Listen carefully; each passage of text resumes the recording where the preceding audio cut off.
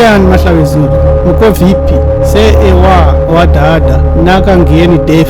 What is the greatest idol in the world? You can see it everywhere. It is the most successful piece of symbols in the history of humanity. Even atheists and agnostics are influenced by this idol. Very few people escape its claws. But what if I told you that this idol that billions have been taught to revere is actually one of the greatest diabolical tools ever created in the last 2000 years? This greatest idol is breathing its nefarious force into your consciousness because those who created it created to do that. Do you know this greatest idol that has been imposed over humanity overtly, subtly, and openly? Find out from this video. In the world of Afro-Cosmic applied metaphysics, we don't just look at what a symbol claims to be. We look at what it does, what it uses as a frequency. We also look at the geometry of the mind.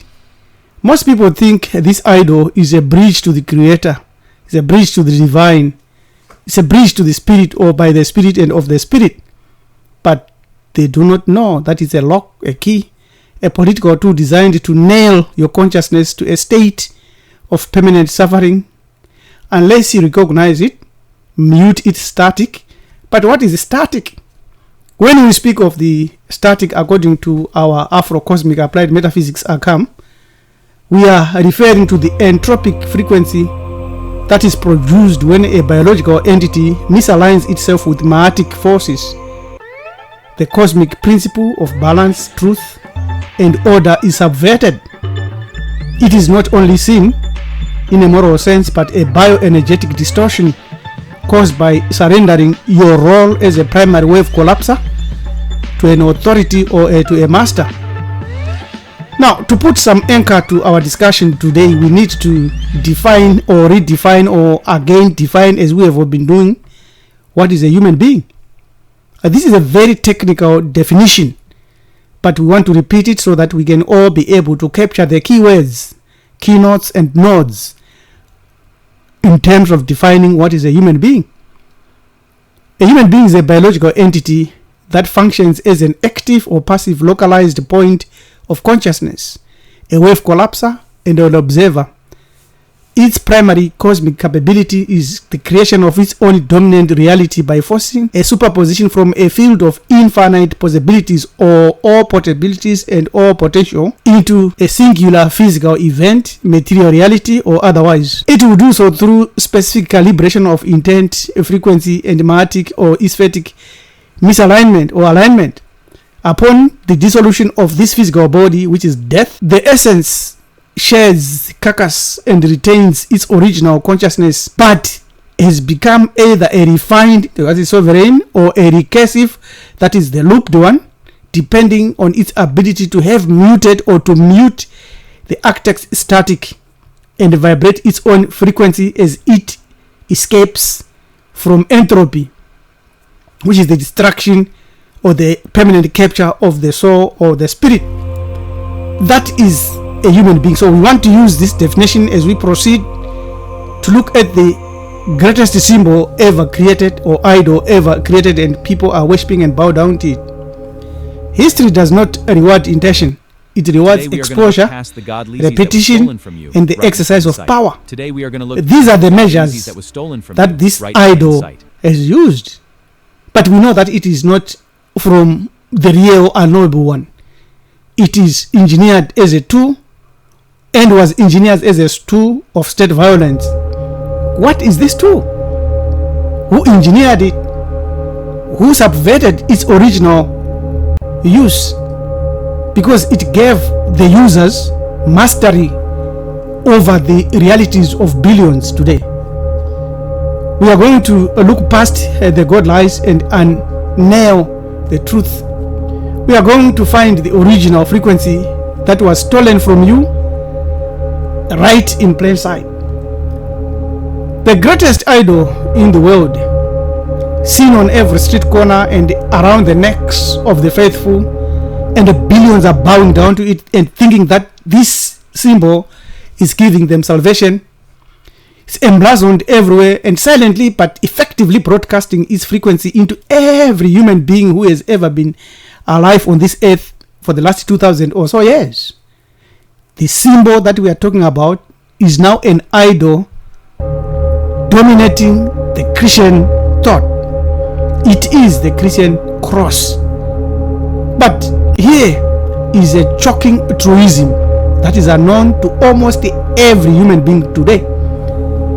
The Christian cross was invented by imperial invasion. It was invented from the African Ankh, and it was used and is used to destroy human beings' consciousness or to steal it and trap it. The Christian cross is not the oldest Christian symbol anyway. No, did it come by revelation? It is a Roman rebranding of a state-sponsored homicide. Neither the apostles nor the biblical canon or the leaders in ancient original Christianity ever used it. They never sanctioned the veneration of a torture device. For almost 2 centuries, the early wave collapsers actually ran away and fled from the cross, recognizing that it was a physical frequency of Isfet, the entropic signature of the executioner. They held to the fish and the anchor as remnants of their organic link to the deep. But the fracture of this understanding of first century Christians occurred around 312 Common Era, when Emperor Constantine, acting as a master of Isfetic static or bishop, hijacked the collective consciousness by a vision that he saw, but he didn't find the knowledge of the unknowable real creator then, because he was imbued as a pope, as a bishop, as a leader of the Isfetic evil forces. He found a sword floating in the heavens. As we have already illustrated that history does not reward the sacred, but it rewards repetition and violence and exercise of power. Through imperial mandate, the cross that the Romans and the Greeks invented became an exported spiritual Trojan horse, calibrated to the frequency of submission. No apostolic command ever ordered its display. It exists today not by the power of the divine, but by the momentum of Roman state violence. A literal God lie hammered into the minds and the consciousness of those that believe in it, to ensure that those that believe in it never again access their primary waveform capability to reclaim their own sovereignty. We are not saved by the cross, actually. We are held asunder and captive by it. Remember this.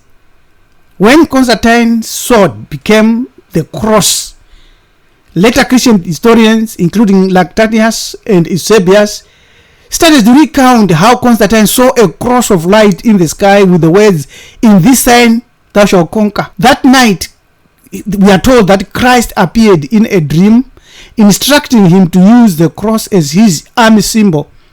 The vision led Constantine to embrace Christianity and to mark on his soldiers' shields with the Christian symbol. But we know that there has never been a man that ever walked the earth in human form of any race, creed, or color by the name of Jesus Christ, also known as Serapis. You can read this book by Dr. Walter Williams. So what is happening here? There's a hidden truism here. Long before Christianity, the cross already existed as a symbol. But it was not the cross that you know today. It was invented in ancient Africa thousands of years before even Abraham was on the earth. It was known as the Ankh, representing life, continuity, and the divine breath. It was carried by gods, placed in the hands of pharaohs, kings, and eminent persons, and embedded into the civilization that understood symbols as extension of cosmic order. The cross form at its origin signifies life. Rome invented it. The Roman Empire stripped the cross of its transcendence and repurposed it in shape and form and a tool to become an instrument of deception, of terror, and colonialism. Crucifixion was not a punishment, neither was it a sacrificing system. It was a propaganda tactic. It was a slow, public, humiliating, and politically excruciating. The cross was designed to do that, to torture, to cause as much pain as possible. This is what happens when you believe in the cross. You have to believe in its suffering and the suffering of your own soul. We want to look at the geometry and understanding the three factors around the original Ankh, which you must embrace. It is a loop. The Ankh's loop that we are showing here represent the superposition that we have identified when we defined a human being. It is the field of infinite possibilities and the womb that gave you this life in your mother's tummy with the waters of Nunu and your connection by the umbilical cord to a life-sustaining system. So by removing the loop, the Roman cross that you believe today collapses the infinite field into a fixed dead point of two intersecting lines, Mara Rano, in Chikaranga. In other words, a place where all evils are performed. That's what you are believing. The pain that you are believing. Number two, from divine to political. So while the Ankh was held by the gods to give life to the kings and to eminent persons as primary way of collapses, the cross was held by the state to take life from the biological entity, not to give it. Number three, the great hijack occurred when the early church, specifically the mulatto, the colored Copts, and later Greco-Romans, gradually phased out the loop at the top of the Ankh, which they needed, and then said it was just for handles. So that's how it occurred, and this is the explanation that is very, very clear about it. The functional role that we want to highlight as quickly as possible is that the actual cross, if we are to say that in brackets, is key to how you can unlock the mysteries of the unknowable.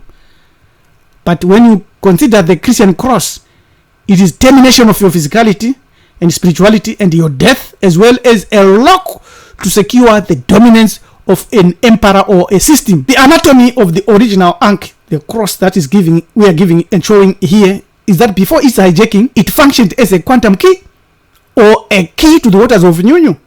The loop, as we have already shown, shows the unmanifest infinite potential that is inside you. The horizontal line is that you have crossed the dimensions to come into this life. The vertical stem represents the localized point of consciousness that is you. And now you are there. Life is a continuous circulation of energy flow or spirit flow between the unknowable and the known. That's the thing that we can say we know today. But the Roman transition from the crux ansata to the current cross is death and the end of life and the removal of the original truth from human knowledge. So the final invasion occurred by the time of the Nicene Creed. The formalization of the state religion, the loop was severed. The geometric result was that you are now left with the two intersecting dead lines, where your soul has been crucified to die and to perish. This is the metaphysical explanation and the truth of the greatest symbol ever created. By removing the loop, they removed the infinite potential. They collapsed the wave into a permanent state of Isfet, suffering and execution. So the stages that they followed is that stage 1, the Ankh was pure, was divine sovereignty. Stage 2, the Copts, who are the mulattoes, who are between the original melanin-dominant human beings and the foreigners, shrunk and removed the handle bit by bit slowly. So they say here, the Egyptian Christians also called crack anzata, meaning cross with a handle. That's already a lie. And finally, the invasion occurred, and now Earth's greatest idol has looped you and disconnected your infinite potential and made you a prisoner. You see it, but you miss the lie. This is a soul theft system. What is the greatest idol in the world doing now? What it has done, it has distorted your original frequency, your biological unique frequency signature that you have by being born on earth, a natural birth. The cross now broadcasts its monolithic frequency of guilt, sacrifice and redemption. You don't need redemption.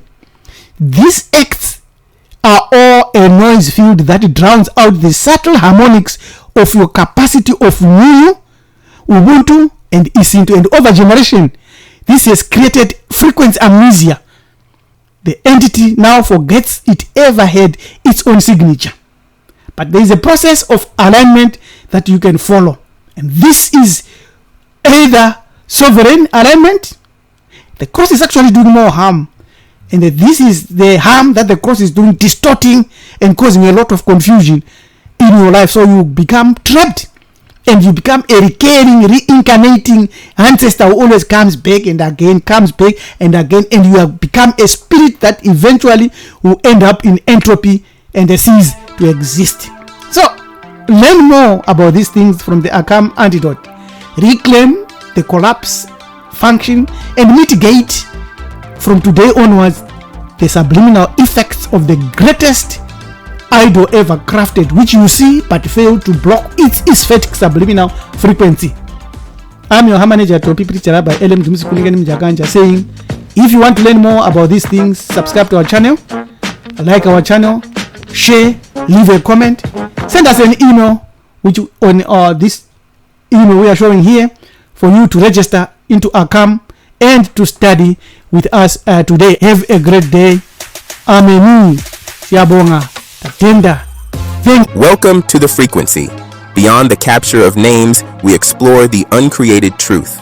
I am your guide on this journey of spiritual sovereignty and quantum metaphysics. Join us for KhamitHEthics YouTube streaming. Reclaim the frequency. Ma'arifato Family Network. No more masters.